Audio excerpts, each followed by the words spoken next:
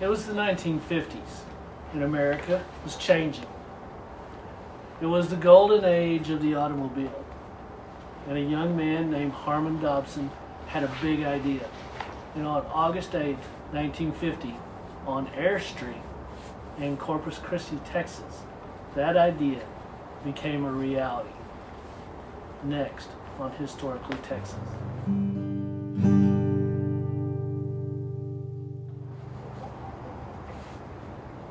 On August 8, 1950, Harmon Dobson opened a very unassuming hamburger stand.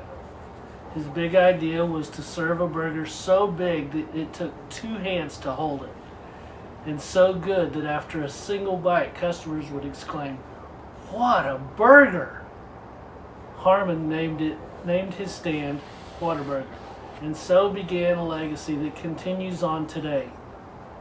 In 1955, Harmon married Grace Williamson and then became Whataburger's first couple. They would raise 3 children, Hugh, Lynn, and Tom. And by the end of the 1950s, they would open Whataburger number 21 in Pensacola, Florida. This would be another first for the Dobsons, as it was the first outside of Texas. By 1960, Whataburger had 17 restaurants, and in 1961, the first orange and white A-frame was built in Odessa. I remember eating at that drive-in as a kid, growing up in Odessa. That same year, the menu expanded also to include fries and hot pies. Tragedy would strike the company and the family when in 1962 a plane crash would take the life of founder Harmon Dobson. Grace Dobson courageously stepped up and took over the business and carried his legacy forward until her passing in 2005. In the 1970s, Whataburger more than doubled the number of locations, installed the first drive-thru, and added the Whataburger Jr. to the menu. In the 1990s, Tom Dobson, Harmon's son, took over as president, and by the end of the decade, Whataburger had become the 8th largest hamburger chain in the nation.